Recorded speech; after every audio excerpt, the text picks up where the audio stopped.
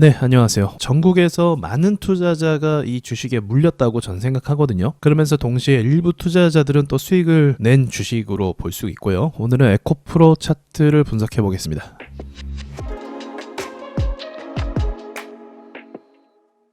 에코프로 오를 때 그런 말이 있었죠. 에코프로를 샀냐 안 샀냐에 따라 성공한 투자자냐 아니냐, 뭐 그런 식으로 유행이 돌 정도로 사람들이 많이 투자했던 주식이 바로 에코프로예요. 어느덧 고점을 찍은 지 꽤 오랜 시간이 지났네요. 여기가 먼저는 가장 매물이 많이 묶여있는 지옥의 구간이라고 볼 수가 있어요. 이쪽에 돈들이 어마어마하게 쌓여 있습니다. 거래량도 보시면 여기서 엄청난 거래량이 발생을 했죠. 그러니까 돈들이 여기 몰려 있는 거예요. 그리고 여기 있는 사람들이 이제 물려 있는 상태가 될 것이고, 혹시나 여기서 샀는데 물을 잘 타갖고 여기 거래가 터졌을 때 이 부근에서 탈출한 사람도 있었을 것이고요. 그래서 어떻게 보면은 작년 11월까지는 조금 희망적인 흐름이었다가 그 뒤로는 전혀 반등이나 수급을 주지 않고 밀렸다가 좀 지금에서야 가격을 조금 회복한 상황입니다. 그럼 이 주식을 저는 어떻게 보냐? 첫 번째로는 시가총액이 굉장히 크고 무거운 주식이잖아요. 그래서 이런 주식이 다시 상승하려면 과거에 있었던 팬데믹 때 들어왔던 그 투자 열풍 기억나시나요? 그때만큼의 투자 열풍에 자금이 들어와야 됩니다.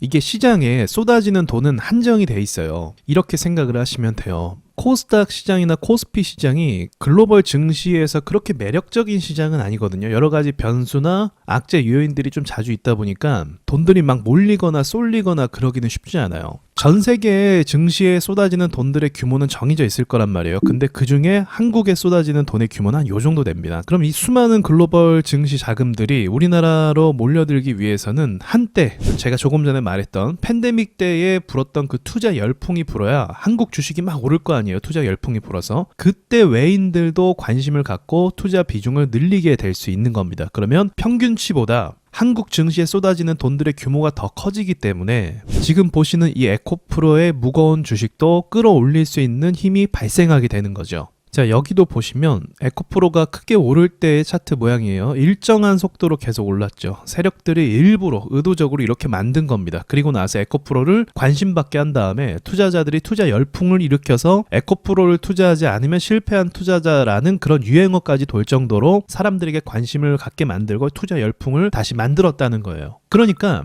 이렇게 생각하셔야 돼요. 에코프로가 뭐 좋은 회사냐 나쁜 회사냐 그걸 따지고 논하는 게 아니고, 주식이라는 건 아무리 비싼 주식도 투자 열풍이 불기 시작하면 그것을 사주는 사람이 생기게 되는 거고 호가가 밀어 올려서 상승할 수 있게 되는 겁니다. 그러니까 에코프로 회사가 미래의 전망이 괜찮고 좋은 회사고 매출이 뭐 나름 괜찮다라고 할지라도 이 투자 열풍이 불어주지 않으면 이 비싼 주식과 무거운 주식에 사람들이 관심을 갖지 않게 된다는 거죠. 특히나 지금처럼 여기서 많은 물량이 물려 있다고 하면 더더욱더 개인들이 아무리 힘을 쓰고 투자를 해도 올라갈 수가 없다는 거죠.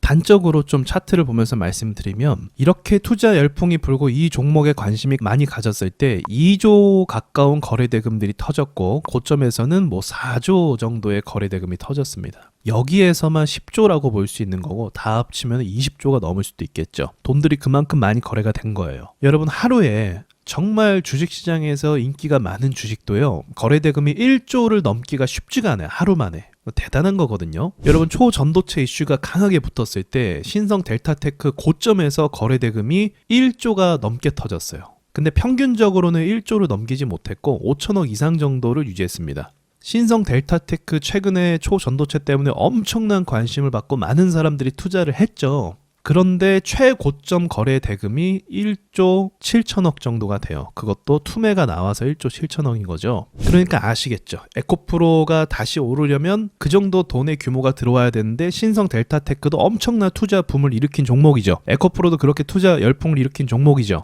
그러니까 그 정도 규모의 돈이 붙어야만 이 매물대를 뚫을 수 있게 된다는 거예요. 그럼 투자 열풍이 다시 불어야 되는 건데, 그러면 언론도 도와줘야 돼요. 그리고 전반적인 시장 상황도 도와줘야 돼요. 예를 들어서 테슬라가 지금 약세로 보이고 있다가 반등 좀 주고 있는데 테슬라가 다시 강세로 가야 된다는 거예요. 그리고 전기차의 필요성을 다시 한번 정부에서도 강조를 해야 되는 거고 언론도 그걸 도와줘야만 얘가 다시 한번 모멘텀을 받아서 갈 수가 있는 거죠. 그래서 세력들이 제가 말씀드렸던 게 언론을 이용한다라고 말씀을 드렸어요. 분위기를 띄워줘야 투자자들이 들어오고 본인들의 비싼 물량을 받아줄 수 있거든요. 그러니까 왜 못 가는지를 아시겠죠. 만약에 그러한 투자 열풍 없이 그냥 시장이 괜찮아서 상승을 했다. 그러면 저 같은 경우는 이쪽에 보이시는 93만 원 정도, 93만 원 정도만 가도 굉장히 많이 갔다라고 생각을 해요.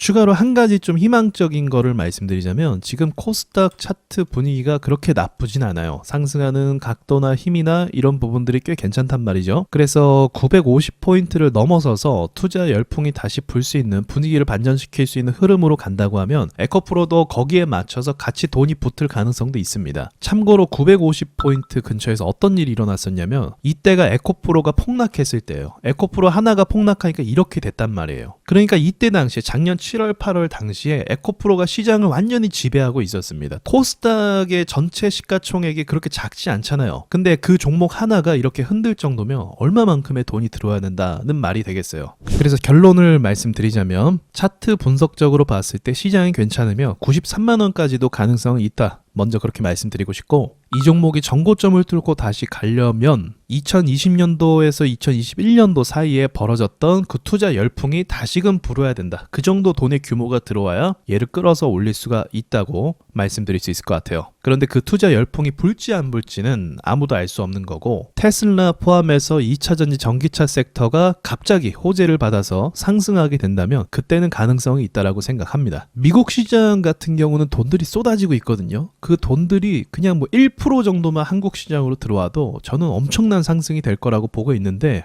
좀 그래 줬으면 좋겠네요. 이상 마치겠습니다.